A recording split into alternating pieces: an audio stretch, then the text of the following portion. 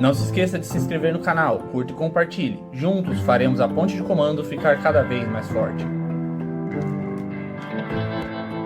Olá, tripulantes, tudo bem? Aqui é o JC, esse é meu amigo Bruno.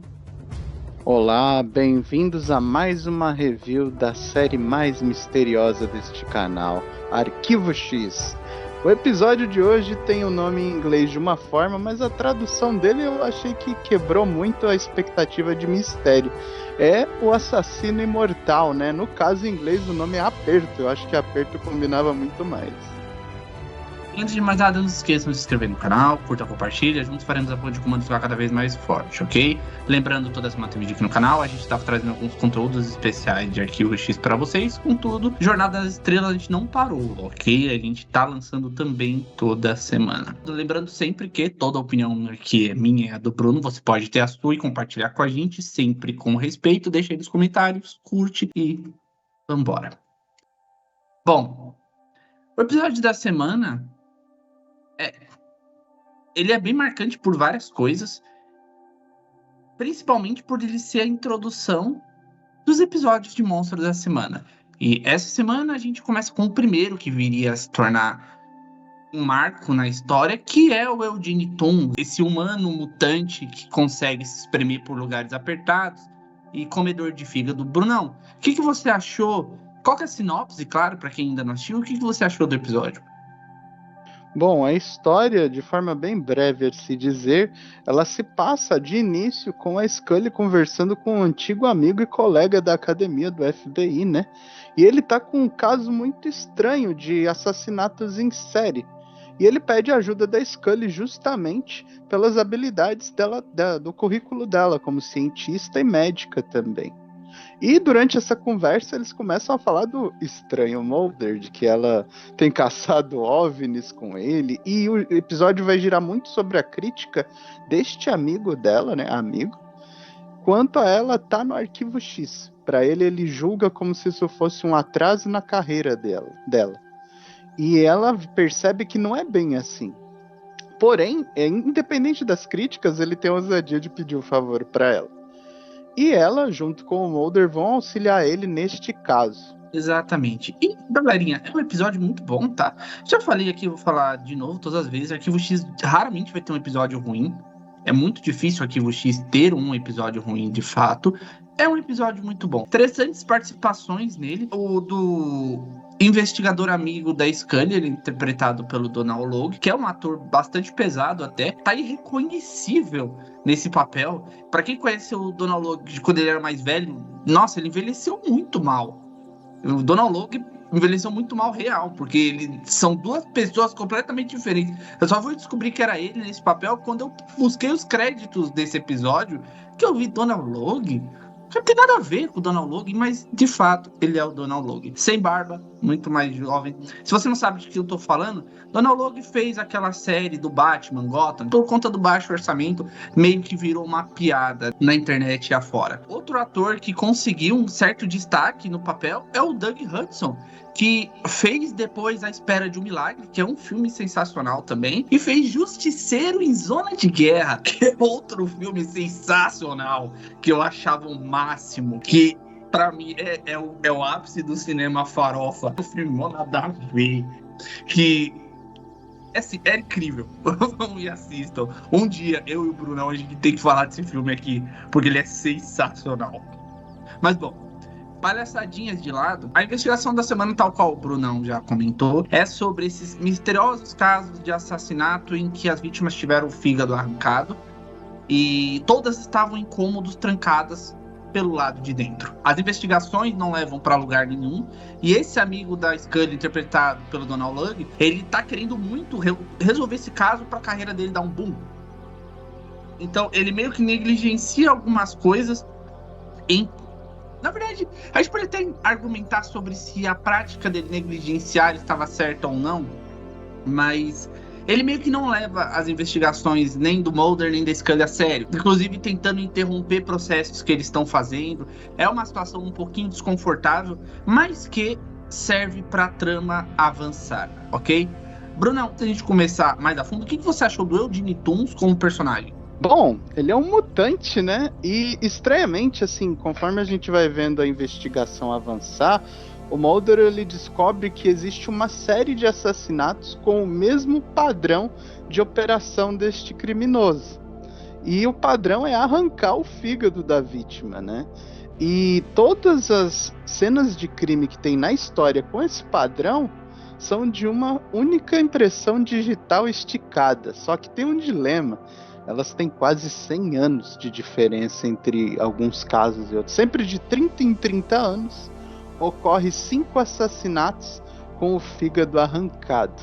E o Mulder, ele segue muito aquela premissa do Sherlock Holmes, que quando você elimina o que é possível e o que sobra é somente o incrível, geralmente isso é a verdade. E no caso, ele teoriza que existe um ser que vive muito tempo e que arranca esses fígados para tentar manter a sua vida prolongada. Tem certa semelhança e talvez lá no futuro a ideia vai ser chupinhada para os Jeepers Creepers de Olhos Famintos. Porque é basicamente o mesmo monstro, só que com algumas diferenças físicas. O Jeepers Creepers faz basicamente a mesma coisa. Acorda de 20 em 20 anos, por exemplo, para se alimentar, come as partes que ele precisa, depois ele volta a dormir no casulo, que é basicamente o que o Toons fez. Dá para se imaginar até que realmente foi chupinhado uma coisa da outra. Eu gosto do Toons, eu acho ele um vilão eficiente sobre esse mutante que vem do tempo passado se alimentando.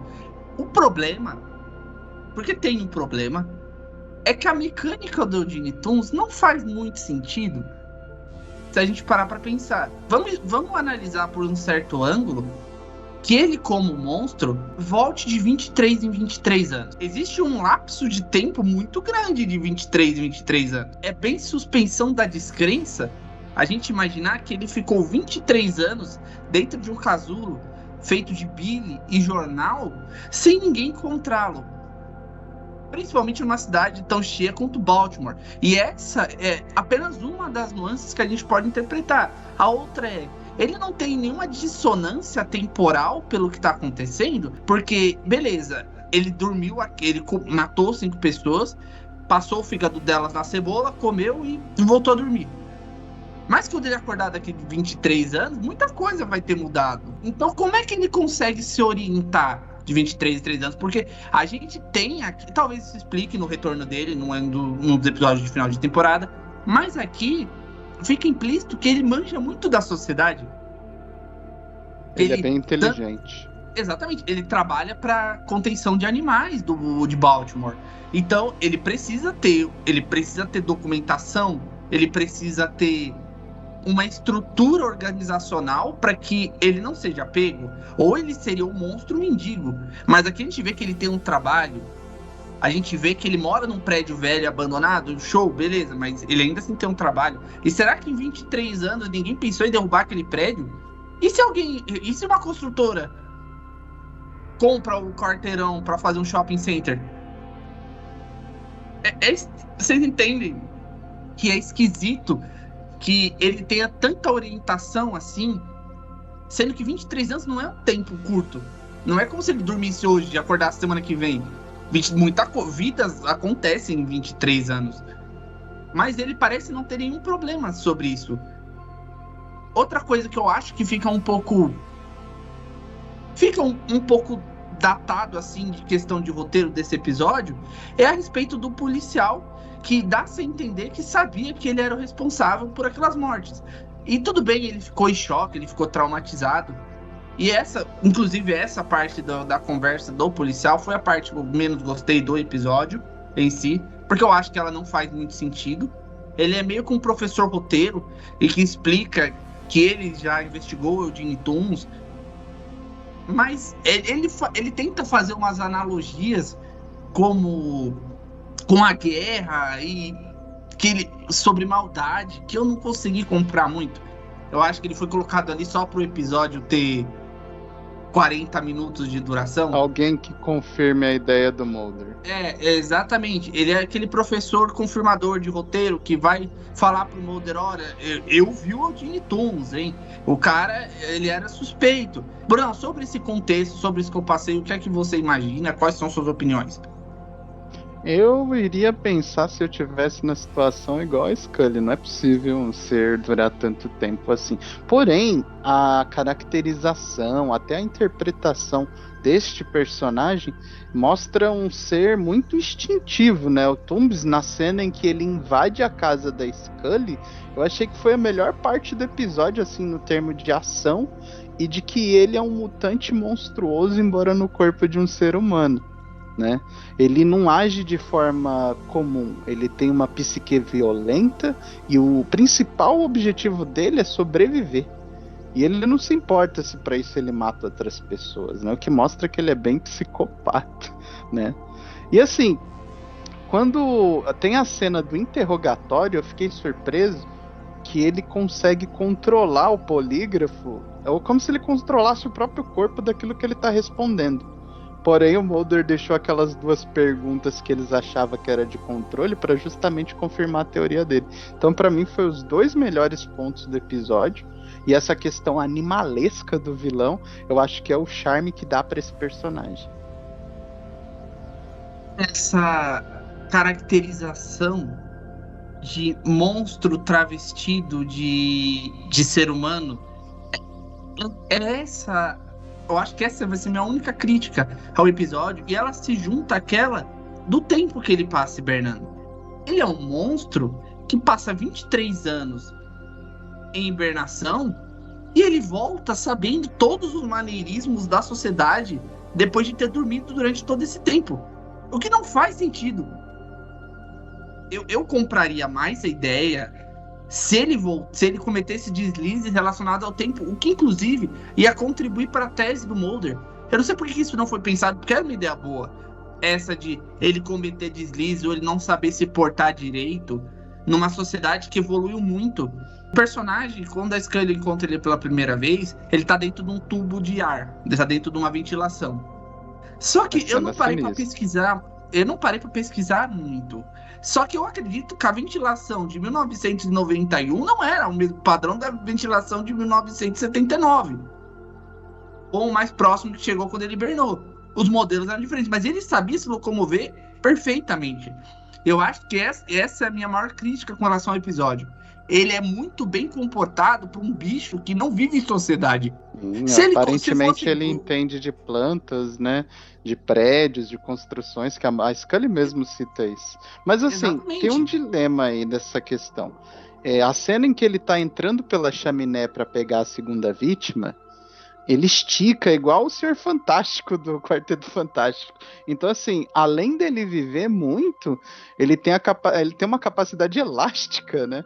E isso permite ele invadir qualquer lugar sem ser notado. Ele essa habilidade de ser esse contorcionista que até tem par nos quadrinhos sobre outros heróis ou vilões que faz esse tipo de coisa. Mas, de qualquer forma, fica aqui com a minha crítica que nenhuma crítica em si, é só uma observação, sabe? Sobre a forma como isso foi pouco explorado. Talvez na continuação do episódio a gente possa lembrar de ver essa crítica total sobre ele, para a gente trazer alguma resposta sobre isso, mas a princípio é isso, ok? Sobre as atuações, para mim estão todas show de bola, as atuações são muito boas. Eu gostei particularmente da Scully, porque mesmo que os outros estão zombando do Mulder, ela ainda é a companheira dele. Então ela continua do lado dele, mesmo quando as teorias dele são insólitas. Ela continua do lado dele. O Mulder é o Mulder.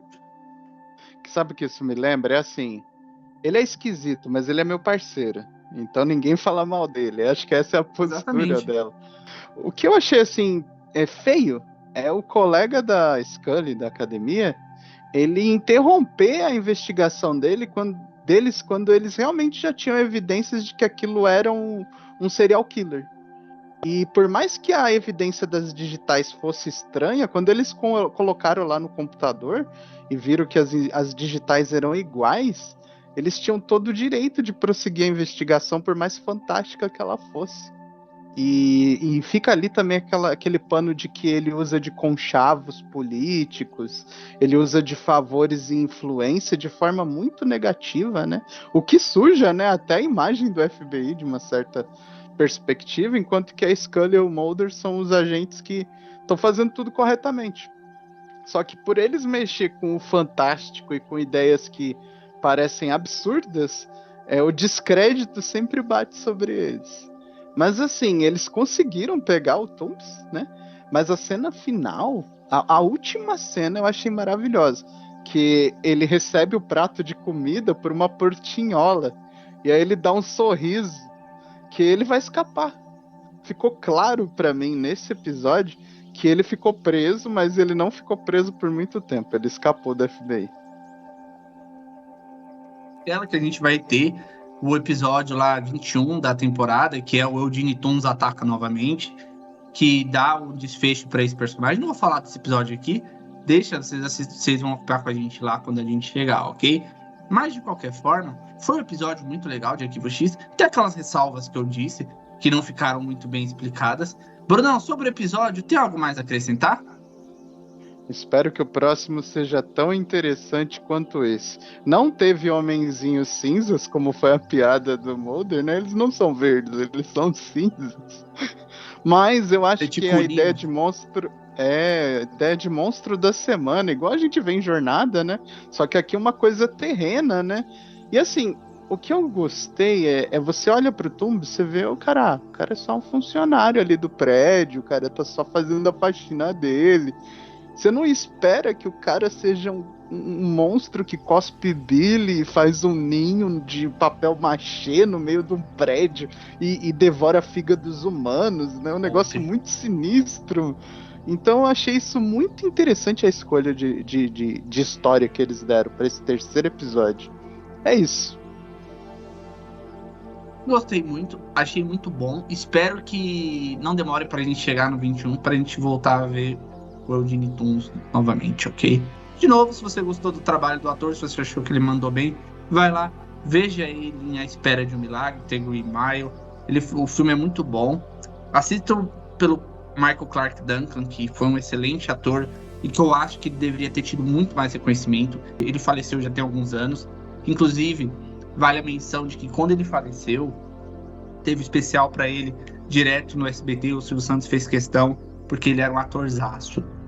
Assiste esse filme, lê esse livro, porque é sensacional, ok? Assiste Justiceiro em Zona de Guerra também. Cara, é animal. Eu vou pôr na lista. Então, é isso. Bruno, quer se despedir dos nossos amigos? Gente, obrigado quem tem nos acompanhado. E você que chegou hoje e viu o nosso canal como indicação aqui do YouTube, né? Seja muito bem-vindo. E a gente ficaria muito satisfeito de ouvir a opinião de vocês, não só sobre esse episódio, mas como de Arquivo X e dos outros conteúdos que a gente tem aqui no canal. Se vocês gostaram, não esqueçam de dar um joinha aqui embaixo pra gente e deixar a opinião de vocês, que a gente vai ter um prazer enorme de responder a cada um de vocês. Muito obrigado. É isso, pessoal. Espero que vocês tenham gostado. Curta, comenta, compartilha. Vê as nossas outras playlists. A gente tem outras de Arquivo X aqui que a gente tá fazendo conteúdo. O Eugene Toomes não é um personagem mitológico, ele foi criado pelos próprios produtores da série, então não tem uma mitologia por trás, por isso não vai ter um vídeo especial sobre ele, sobre lendas urbanas, sobre o Eugene Toomes, ok? Dessa vez a gente vai ficar devendo, porque realmente não tem nada sobre ele. Ele é uma criação da produção. Mas de qualquer forma, a gente tem outros vídeos aqui. Vão, curtam, compartilha e deixem seus comentários, ok? Espero que vocês tenham gostado.